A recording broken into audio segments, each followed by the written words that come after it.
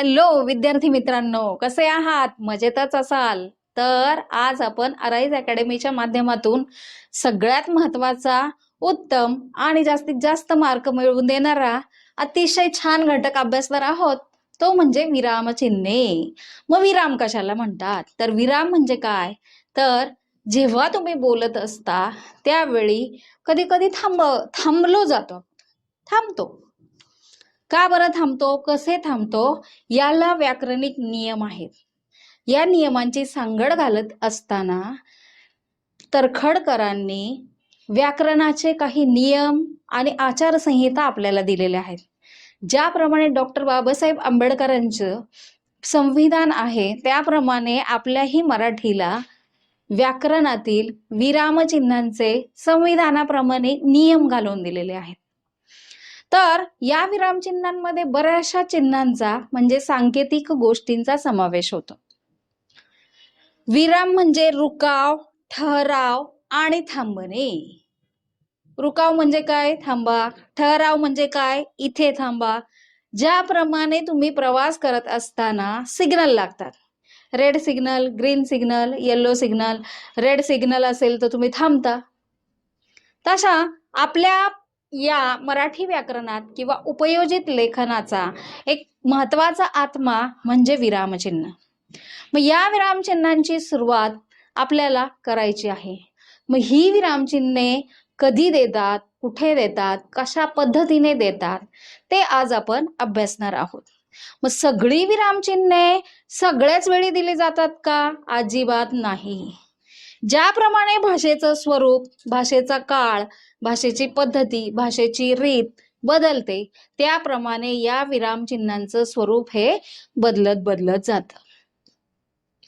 जर मी सरळ साध्या पद्धतीने बोलत असेल, एक वाक्य संपले, दुसरं वाक्य सुरू होत असेल तर इनडिरेक्टली तिथे पूर्ण विराम येतो. हा पूर्ण विराम फक्त द्यायचा नाही तर भाषेच्या स्वरूपातून तो समजला पाहिजे. ज्याप्रमाणे एखादा निखळ झरा खळखळताना वाहताना आपल्याला दिसतो आणि त्याच्यामध्ये ज्या अडचणी येतात, एखादा दगड येतो, एखादं झाडाचं खोड येतं किंवा एखादी फांदी येते किंवा कुणीतरी देवपूजा केल्यानंतर निर्माल्य टाकतात, त्या झऱ्याच्या पाण्याला काय होतं? वेगळी दिशा निर्माण होते. त्याप्रमाणे आपल्या भाषेचं स्वरूप जसजसं बदलेल तस तसं या चिन्हांचं स्वरूप बदलत जातं. मी तुमच्याशी रागाने बोलले, मी तुमच्याशी प्रेमाने बोलले, मी तुमच्याशी हास्यास्पद गोष्टी बोलले किंवा विनोद किंवा चुटकुले सांगितले, त्यावेळी माझ्या आवाजामध्ये जो चढ उतार होतो, त्यावेळी माझ्या मनातले जे काही प्रश्न आहेत ते मी तुमच्या समोर सादर करते. त्यावेळी त्या घटकानुसार, त्या भाषेच्या स्वरूपानुसार या चिन्हांचं स्वरूप बदलत चाललेलं दिसून येतं. मग सरळ साध्या पद्धतीने एक वाक्य बोलले, दुसरं वाक्य बोलले तर इनडिरेक्टली तिथे काय येतं? पूर्णविराम म्हणजे फुल स्टॉप येतो. मग हा कधी द्यायचा, कुठे द्यायचा, कशा पद्धतीने द्यायचा, याचे व्याकरणामध्ये बरेचसे नियम असलेले दिसून येतात. या नियमांचं आचरण आपल्याला करायचं आहे, या नियमांचं पालन आपल्याला करायचं आहे आणि आपल्या भाषेच्या स्वरूपाकडे किंवा भाषेच्या बदलत्या स्वरूपाकडे आपल्याला वळायचं आहे. एखादी कथा तुम्ही अभ्यासली किंवा जगद्गुरु संतश्रेष्ठ तुकाराम महाराजांचा मी एक अभंग सादर केला की अनुरेणू या थोकडा तुका आकाशा एवढा, गिळोनी सांडिले कळेवर भवभ्रमाचा आकार, सांडिली त्रिपुटी दीप उजळला घटी. हा जो अभंग आहे तो डबल इन्व्हर्टेड कॉमामध्येच येणार. एखाद्या व्यक्तीच्या मुखातून बोललेले जे काही शब्द असतात त्या शब्दांच्या वेळी आपण अशा अवतरण चिन्हांचा वापर करतो. त्याचबरोबर एखादे आश्चर्य, हर्ष, आनंद, दुःख किंवा मनाला झालेला त्रास व्यक्त करत असताना सहज रीतीने बोललं जातं, अरे रे, असं कसं झालं? एखादी वाईट बातमी आपल्या कानावरती आली तर आपण म्हणतो, अरे रे, असं कसं झालं? कालच ती व्यक्ती माझ्याशी बोलली होती, आज असं कसं झालं? मनातली भावना व्यक्त केली, संवेदनशीलता व्यक्त केलेली आहे. आणि अशा वेळी आपण विविध प्रकारच्या चिन्हांचा वापर करत असतो. विराम चिन्हे ही विरामासाठी नाही, तर ही चिन्हे भाषेच्या बदलत्या स्वरूपातून ओघवतेपणाने आपल्याला झुळझुळ झऱ्यासारखं वाहत नेतात आणि नियम सांगत जातात. मग आज आपण याच घटकातील किंवा मराठी व्याकरणाचा आत्मा असलेला उपयोजित लेखन हा श्वास आणि उच्छ्वास आहे. ज्याप्रमाणे तुमच्या शरीरामध्ये श्वास आहे आणि उच्छ्वास आहे, त्याप्रमाणे आपल्या व्याकरणाचा आत्मा म्हणजे उपयोजित लेखन. मग उपयोजित लेखन म्हणजे काय? तर या उपयोजित लेखनामध्ये जाहिरात लेखन आहे, सारांश लेखन आहे, गद्य आकलन आहे, निबंध लेखन आहे, निबंध लेखनाचे विविध प्रकार आहेत, समास आहेत, अलंकार आहेत, लिंग आहे, वचन आहे, विरुद्धार्थी शब्द आहेत, त्याचबरोबर समानार्थी शब्द, लिंग, वचन, विभक्ती, हे सगळे मराठी व्याकरणाचे श्वास आणि उच्छ्वास आहेत. त्यामुळे मराठी व्याकरणाला जिवंतपणा येतो. याचबरोबर आज अभ्यासण्यासाठीचा सगळ्यात महत्वाचा घटक म्हणजे विरामचिन्हे. मग ही विरामचिन्हे आपण सिक्वेन्शियली बघूया. सगळ्यात पहिला येतोय तो पूर्णविराम. मुलांनो, तुम्ही जेवलात का? हा मी तुम्हाला प्रश्न विचारलाय, पण इथे मी एक्झाम्पलसाठी तो गावी गेला, तो बसमध्ये चढला, तो बसमधून उतरला, तो त्याच्या घरी गेला, त्याने त्याचा अभ्यास पूर्ण केला. अशा वाक्यातून तुम्हाला विरामचिन्ह म्हणजेच पूर्णविराम दिसून येईल. मग पूर्णविराम केव्हा वापरतात? तर पूर्णविराम एखादं वाक्य पूर्ण झाल्यानंतर वापरला जातो. म्हणजे प्रवास करत असताना तुमचा बस स्टॉप आला की तुमच्या प्रवासाचा पूर्णविराम झाला असं म्हणता येईल.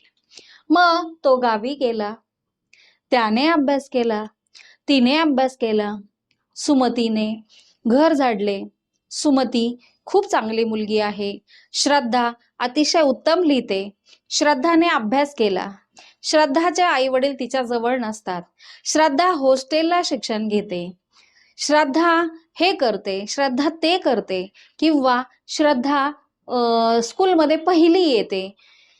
ही छोटी छोटी वाक्य मी तुम्हाला सांगितलेली आहेत. या वाक्यांमध्ये ज्या ज्या वेळी मी थांबले त्या वेळी पूर्णविराम देण्यात येतो. म्हणजेच एखादं वाक्य पूर्ण झाल्यानंतर पूर्णविराम येतो. वाक्याच्या शेवटी दिला जाणारा जो विराम आहे त्याला पूर्णविराम असे म्हणतात. पूर्णविराम हा वाक्य संपल्यानंतर दिला जातो असे म्हटले जाते, किंवा दुसरे वाक्य सुरू झाल्यानंतर ते पुन्हा संपते तेव्हा देखील पूर्णविराम दिला जातो. मी एक छोटासा पॅराग्राफ सादर करते. जगद्गुरु संतश्रेष्ठ तुकाराम महाराज यांचा जन्म देहुगाव येथे झाला. पूर्णविराम. यांनी देहुगावातील लोकांना ज्ञान देण्याचा प्रयत्न केला. पूर्णविराम. त्यांनी केवळ ज्ञान देण्याचाच प्रयत्न केला असे नाही, तर त्यांनी कीर्तन व भजने देखील केली.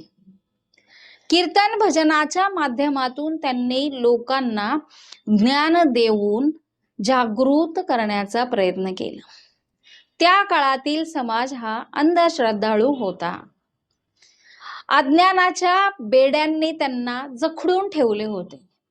अशा परिस्थितीमध्ये लोकांना डोळसपणे पाहण्यासाठी जगद्गुरु संत श्रेष्ठ तुकारामांनी अभंगाची गाथा लिहिली. या अभंगाच्या गाथेमध्ये 5000 पेक्षा अधिक अभंग आहेत. बघा, प्रत्येक वाक्यामध्ये पूर्णविराम होता, पॉज होता. पूर्णविराम म्हणजे काय किंवा केव्हा वापरला जातो ते मी तुम्हाला सांगितलं. पूर्णविराम वाक्य पूर्ण झाल्यानंतर दिला जातो. मग तो एखाद्या पॅराग्राफ मध्ये कितीही वेळा येऊ शकतो, याला नियम नाही, पण एक वाक्य पूर्ण झाल्यानंतर पूर्णविराम द्यावाच लागतो, याला मात्र नियम आहे. त्यानंतर आपण वळतोय दुसऱ्या विरामचिन्हाकडे, स्वल्पविराम. हा स्वल्पविराम एकापेक्षा अधिक लोकांची नावे ज्यावेळी घेतली जातात किंवा एकापेक्षा जास्त शब्द वापरले जातात त्यावेळी घेतला जातो. सुमितने, अमितने, मीनाने चोरून पाणीपुरी खाल्ली. आईने दादाने मला बाजारात नेले. आईने आणि दादाने इथे स्वल्पविराम येतोय. किंवा राधा सुंदर, प्रेमळ, मायाळू, अतिशय सुखी मुलगी आहे. किंवा आई खूप समाधानी, प्रेमळ, मातृत्वाने वाढवणारी आहे. आईने मला, सुमितला, अमितला गुलाबजाम खायला घातले. या सगळ्या शब्दांच्या वेळी इथे तुम्हाला स्वल्पविराम देण्यात आलेला दिसून येतो. म्हणजे स्वल्पविराम हा दोन किंवा अधिक शब्द ज्यावेळी एकत्र येतात किंवा आपल्याला दोन पेक्षा अधिक नावे दर्शवायची असतात त्यावेळी स्वल्पविराम येतो. स्वल्पविराम हा एकापेक्षा ज्यावेळी जास्त शब्द एकत्र येतात, उदाहरणार्थ बघा, आचार, विचार आणि संस्कार. आचार कॉमा विचार कॉमा संस्कार कॉमा म्हणजेच काय, स्वल्पविराम. स्वल्पविराम केव्हा येतो? दोन पेक्षा अधिक किंवा जास्त शब्द वापरले जातात त्यावेळी. मग आणखीन उदाहरणे देते. शालिनी, सुमित रोज संध्याकाळी अभ्यास करतात. समर्थ, वैभव आणि वेदांत रोज खेळायला जातात. त्याचबरोबर मला, सुमितला, अमितला, राधेयला प्रवास करायला आवडत नाही. मला, सुमितला, अमितला, राधेयला, वेदांतीला अजिबात अभ्यास करायला आवडत नाही. आमच्या घरात पिझ्झा, बर्गर, फास्ट फूड खाल्लं जात नाही. आता pizza, burger, fast food comma comma येते. म्हणजेच इथे काय, एकापेक्षा जास्त शब्द वापरले जातात. मग एकापेक्षा जास्त शब्द ज्या वाक्यांमध्ये येतात त्यावेळी तेथे हा स्वल्पविराम दिला जातो. त्यानंतर आपण तिसऱ्या चिन्हाकडे वळतोय, तो म्हणजे अर्धविराम. शाळा सुटली पण राम आला नाही. अर्धविराम केव्हा दिला जातो की ज्यावेळी एखादा विशिष्ट प्रसंग किंवा त्यातून घडणारी जी घटना आहे तर दोन वाक्य एकत्र येतात पण क्रिया पूर्ण होत नाही किंवा त्याच्यामध्ये संदिग्धता निर्माण होते, तेव्हा हा अर्धविराम दिला जातो. म्हणजे अर्धी क्रिया आहे. शाळा सुटली पण राम आला नाही. स्वयंपाक झाला पण बाबा आले नाहीत. मी अभ्यास केला पण म्हणावे तसे मार्क मिळाले नाहीत. मी खूप कष्ट केले पण माझा अभ्यास कमी पडला. पावसाचं वातावरण आहे पण पाऊस पडला नाही. शाळा सुटली पण सुमित घरी आला नाही. पाऊस पडला पण आजपर्यंत बाबांनी काही छत्री घेतली नाही. आईने मसाले भात केलाय पण मला भूक नाही. अशा वाक्यांमध्ये अर्धविराम दिला जातो. हा अर्धविराम देत असताना एक पूर्णविराम आणि स्वल्पविरामातलं एक स्वल्पविराम हा दोन्ही मिळून अर्धविराम होत असलेला दिसून येतो. विराम चिन्हांमधला हा तिसरा प्रकार होता. चौथ्या अतिशय उत्तम प्रकाराकडे आणि माझ्या आवडत्या प्रकाराकडे आपण वळतोय, प्रश्नचिन्ह. ज्यावेळी एखाद्या वाक्यातून प्रश्न निर्माण होतो त्यावेळी तिथे जे चिन्ह दिलं जातं त्याला प्रश्नचिन्ह असं म्हटलं जातं. मग प्रश्नचिन्ह काय? तुम्ही जेवलात का? तुमचा अभ्यास झालाय का? तुम्ही शाळेला जाणार आहात का? तुम्ही रांगोळी काढता का? तुम्हाला रांगोळी येते का? तुम्ही दिवाळीच्या सणासुदीचं फराळाचं केलंय का? अशा प्रकारच्या सगळ्या वाक्यांच्या शेवटी प्रश्नचिन्ह आहेत. मनामध्ये खूप प्रश्न आहेत. व्याकरण जमेल का? व्याकरणाचा अभ्यास येईल का? व्याकरणामध्ये आपल्याला हा प्रश्न येईल का? पण विद्यार्थी मित्रांनो, विरामचिन्ह हा टॉपिक डेफिनेटली येतो आणि आपल्याला मार्क मिळवून देतो. हे मात्र निश्चित लक्षात ठेवा की प्रश्नचिन्ह, प्रश्न प्रश्न प्रश्न, ज्यावेळी प्रश्न असतील त्यावेळीच त्याची उत्तरं मिळतात. मग ज्या वाक्याच्या शेवटी प्रश्न असतो किंवा प्रश्नार्थक स्वरूपाने विचारलेल्या वाक्यांना प्रश्नचिन्ह असे म्हटलं जातं. मग हे प्रश्नचिन्ह एखाद्या विचारलेल्या प्रश्नाच्या शेवटी येतं. उदाहरणार्थ, तुकाराम महाराजांचा जन्म कुठे झाला? संविधान कोणी लिहिले? सावित्रीबाई फुले यांचे संपूर्ण नाव. सावित्रीबाईंच्या फुले यांच्या पाठीशी कोण उभं होतं? शिक्षण क्षेत्रामध्ये कोणी कोणी कामगिरी केली? बघा प्रश्न कसे आहेत, प्रश्नाचं स्वरूप कसं आहे. संविधान किती तारखेला लिहिलं गेलं? आपल्या महाराष्ट्राचे मुख्यमंत्री कोण आहेत? आपल्या भारताचे मुख्यमंत्री कोण आहेत? तुम्हाला या पदार्थांची चाचणी करता येईल का? तुम्हाला वेगवेगळ्या वेळी वेगवेगळ्या पर्यटन स्थळांना भेट देता येईल का? मला या पर्यटन स्थळाची माहिती मिळेल का? मला महाबळेश्वर बद्दल माहिती मिळेल का? ज्यावेळी का, केव्हा, कधी, कुठे अशा स्वरूपाचे वाक्यामध्ये शब्द येतात त्यावेळी निश्चित तेथे प्रश्नचिन्ह निर्माण होतं आणि त्या चिन्हाला आपण प्रश्नचिन्ह असं म्हणतो. तर प्रश्नचिन्हामध्ये काय? तू केव्हा आलीस? तू केव्हा जाणार आहेस? तू कशी आहेस? अशा स्वरूपाच्या या वाक्यांमध्ये आपल्याला ज्यावेळी संदिग्धता आणि स्पष्टीकरण स्पष्टपणे सांगितलं जातं की निश्चितच आपण हा प्रश्न आहे हे ओळखलं जातं. तुम्ही कुठे काम करता? तुम्ही कोणत्या अकॅडमीमध्ये आहात? तुम्हाला कोणती साईड घ्यायची आहे? अशा स्वरूपाच्या वाक्यांमध्ये सुद्धा प्रश्नच विचारलेला आहे, म्हणून आपण यास प्रश्नचिन्ह म्हणतो. विरामचिन्हातील हा चौथा घटक आहे. उद्गारवाचक चिन्ह क्रमांक 5. उद्गारवाचक चिन्ह म्हणजे तुमच्या मनाला ज्यावेळी हर्ष म्हणजे आनंद, दुःख, त्यानंतर सुख, हर्ष, आनंद, दुःख, सुख, समाधान, ज्या वेळी अशा संवेदना निर्माण होतात त्यावेळी आपल्या तोंडून वेगवेगळ्या प्रकारचे शब्द निर्माण होतात, वेगवेगळ्या प्रकारच्या भावना निर्माण होतात. संवेदनशीलतेला टच करणारा हा एक भाग आहे. त्यावेळी एक्सक्लेमेटरी मार्क तुम्ही ज्यावेळी देता त्यावेळी त्यास उद्गारवाचक चिन्ह असे संबोधले जाते. उदाहरणार्थ, अरे रे खूप मोठा अपघात झाला. छे छे मला त्यांचं वागणं मुळी पसंतच नाही. शाबास छान कामगिरी केलीस. केवढी उंच ही इमारत! Exclamatory mark.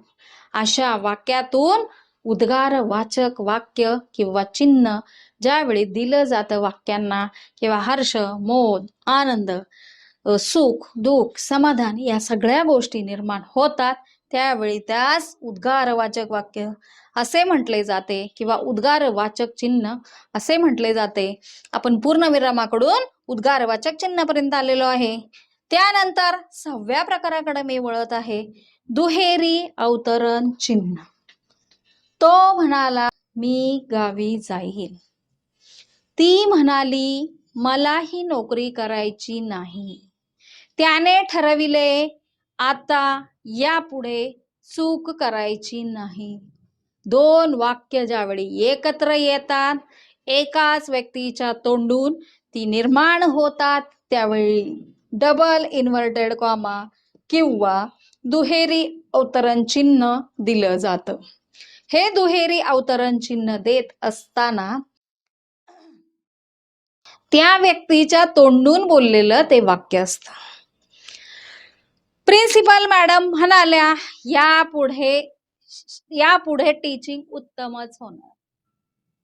त्या व्यक्तीच्या तोंडून बोललेलं वाक्य आहे. जसं की मी सांगितलं, जगद्गुरु संत श्रेष्ठ तुकाराम महाराजांच्या तोंडून बोललेली वाक्य किंवा त्यांचे अभंग किंवा पर्जन्य पडे आपुल्या स्वभावे आपुल्या दैवे पिके भूमी किंवा विद्येविना मती गेली, सावित्रीबाई फुले यांच्या तोंडचे वाक्य.